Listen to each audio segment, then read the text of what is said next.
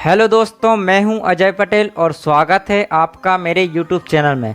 यदि आप एक आधार ऑपरेटर हैं तो आपको आधार रिजेक्शंस के बारे में जानना बहुत ज़रूरी है कि कौन सा रिजेक्शन आपकी आईडी में कितना इफ़ेक्ट करने वाला है।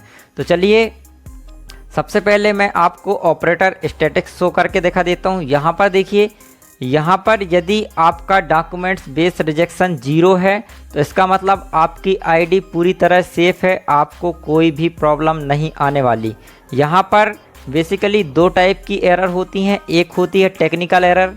टेक्निकल एरर में वो होता है जैसे कि आपका पैकेट सर्वर में कहीं भी जाके फंस गया या फिर आपका पैकेट पहुँच नहीं पाया तो टेक्निकली या करप्ट हो गया, तो इस टाइप की एरर आपका टेक्निकल एरर होती हैं। इसके अलावा और भी टाइप की एरर होती हैं जिसमें आपका कोई भी इम्पैक्ट नहीं पड़ता, जैसे कि रेसिडेंट का बायोमेट्रिक मिसमैच हो रहा है। कोई भी रेसिडेंट आपका डेमोग्राफिक अपडेट करा रहा है, उसका बायोमेट्रिक वैलिडेशन फेल्ड हो रहा है। बायोमेट्रिक मैचिंग फेल्ड वाली एरर है, इसमें आपकी कोई गलती नहीं है क्योंकि रेसिडेंट का बायोमेट्रिक मैच नहीं कर पाया, इस कारण से वो रिजेक्ट हो गया। और भी टाइप की एरर होती हैं जैसे कि रेसिडेंट ने पहले कहीं अपडेट करा चुका है और उसने अपना लिमिट क्रॉस करवा लिया और उसने आपको जानकारी नहीं दी, वो लिमिट क्रॉस के कारण रिजेक्ट हो गया, तो ये भी आपका एरर नहीं कहलाता। एक और केस होता है, कोई भी रेसिडेंट ने पहले एनरोलमेंट करा चुका होता है, पहले से उसका आधार होता है। कई बच्चों के केस में होता है कि वो दोबारा से आपके पास आधार बनवा लेते हैं, तो इस टाइप्स के केस में क्या होता है, डेमोग्राफिक डुप्लीकेट डेटा करके रिजेक्ट हो जाता है। इस टाइप की एरर से भी आपकी आईडी में कोई इफ़ेक्ट नहीं पड़ने वाला क्योंकि रेसिडेंट ने पहले से एनरोलमेंट करा लिया है, या तो उसने आधार गुमा दिया या उसने आपको जानकारी नहीं दे पाया। इस कारण ये गलती भी रेसिडेंट की ही मानी जाती है, इसलिए इसमें आप ऑपरेटर्स की कोई गलती नहीं होती। तो ये कुछ टाइप के रिजेक्शंस होते हैं जो कि रेसिडेंट के कारण रिजेक्ट होते हैं, तो इसमें ऑपरेटर की आईडी पर कोई भी इफ़ेक्ट नहीं पड़ता। अब मैं आपको बता देता हूँ डॉक्यूमेंट्स बेस्ड रिजेक्शन।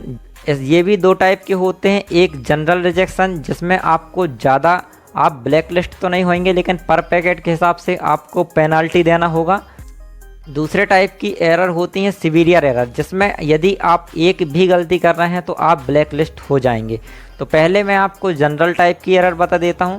तो जनरल टाइप की एरर आप देखिए, इसमें कि आपने कोई भी दस्तावेज अटैच किया और उससे आपने नाम या एड्रेस वगैरह सुधारा और जो डॉक्यूमेंट्स में है उससे आपने डिफरेंट डिटेल आपने ऑनलाइन फॉर्म में फिल कर दिया, ये आपका डिटेल मिसमैच के कारण रिजेक्ट होगा। और ये भी यदि आप ज़्यादा करेंगे तो ये आपकी आईडी में इफ़ेक्ट ज़रूर करेगा। यदि आप 1 2 4 करेंगे तो आपको पेनाल्टी देना होगा।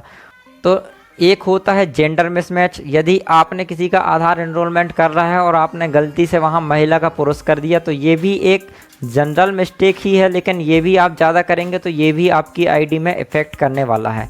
एक होता है पुअर क्वालिटी डॉक्यूमेंट्स। यदि आप अच्छी क्वालिटी का डॉक्यूमेंट्स नहीं ले रहे हैं, आप बहुत ज़्यादा ब्लर फोटोकॉपी को अटैच कर रहे हैं, तो इस टाइप से आपका पुअर क्वालिटी डॉक्यूमेंट्स के कारण भी रिजेक्ट हो सकते हैं।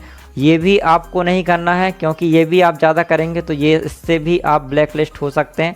ये सब डॉक्यूमेंट्स बेस्ड रिजेक्शन है या अलग जनरल रिजेक्शन है जिसमें आपको इफ़ेक्ट पड़ने वाला है। और अब मैं आपको बताता हूँ सिवियर एरर के बारे में।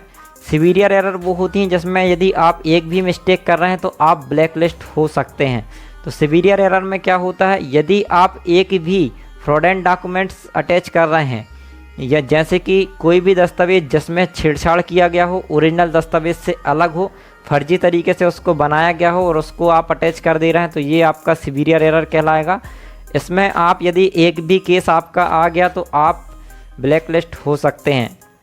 और दूसरा, यदि आपने कोई भी डॉक्यूमेंट्स सेलेक्ट कर लिया और उसकी जगह में आपने खाली ब्लैंक स्कैन कर दिया, यदि आपने ब्लैंक स्कैन कर दिया तो इसमें भी आप 1 साल के लिए ब्लैक लिस्ट हो सकते हैं एक केस में। तो आपको बहुत सावधानी से अपडेट करना है, कोई भी फर्जी डॉक्यूमेंट्स नहीं लेना है और आपको ब्लैंक स्कैन नहीं करना है। इसके लिए आपको सबसे ज़्यादा डिजिटल दस्तावेज को उपयोग करना है और आप लोगों से कहें कि आप कलर डिजिटल दस्तावेज का उपयोग करिए और ज़्यादा से ज़्यादा कलर दस्तावेज और ओरिजिनल दस्तावेज आप प्रेसिडेंट से मांगे तो आप ये गलती से बच जाएंगे। सीवियर एरर में पहली गलती होती है फ्रॉडेंट डॉक्यूमेंट लगाना, दूसरी गलती होती है मिसिंग डॉक्यूमेंट्स और तीसरी गलती होती है आपका लोगों के, यदि किसी का बायोमेट्रिक्स काफ़ी ज़्यादा बेकार है, किसी का मतलब जैसे किसी का जल गया हो, उसकी चमड़ी निकल गई हो, काफ़ी सारे फिंगर, काफ़ी एरिया का फिंगर उसमें पूरा डैमेज हो और आप उसको अटैच कर रहे हैं, बायोमेट्रिक अपडेट कर रहे हैं, तो ये भी आपका एक सीवियर एरर कहलाएगा। इस टाइप की मिस्टेक भी आपको बिल्कुल नहीं करनी है। और चौथी गलती, आप फ़ोटो की फ़ोटो बिल्कुल ना लें कि आप रेसिडेंट है नहीं और फ़ोटो ले, आपने फ़ोटो की फ़ोटो लगा के अपडेट कर दिया, तो ये भी एक सीवियर एरर है। तो इस टाइप की कुछ मेजर मिस्टेक्स हैं जो आप बिल्कुल भी ना करें। और जो छोटी छोटी मिस्टेक्स हैं, जेंडर चेंज हो जाना या फिर किसी का डेट ऑफ बर्थ गलत हो जाना, डिटेल मिसमैच हो जाना या फिर डॉक्यूमेंट्स पुअर क्वालिटी का स्कैन करना, तो इस टाइप की एरर भी बिल्कुल ना करें। तो इन एरर को आप बिल्कुल ध्यान में रखते हुए अपना अपडेशन और एनरोलमेंट का काम करें। आप कभी भी ब्लैक लिस्ट नहीं होंगे। आप पूरी सावधानी से काम करें। कोई भी हर डॉक्यूमेंट्स को आप डिजिटल डॉक्यूमेंट्स लें और कलर में ही स्कैन करें। आपके स्कैन करने के लिए आपके दो ऑप्शन होते हैं, ब्लैक एंड वाइट और कलर, तो आप हमेशा कलर में ही सिलेक्ट करें। और आप फॉर्म को भी कलर में प्रिंट करें और कलर में ही स्कैन करें। तो इस टाइप से आप पूरी सावधानी से एनरोलमेंट और अपडेशन का कार्य करेंगे तो आपकी आईडी कभी भी ब्लैक लिस्ट नहीं होगी। तो चलिए, वीडियो अच्छा लगे तो वीडियो को लाइक और शेयर ज़रूर करिएगा और चैनल पर नए हैं तो चैनल को सब्सक्राइब जरूर कर लीजिएगा। मिलते हैं नेक्स्ट वीडियो में। धन्यवाद।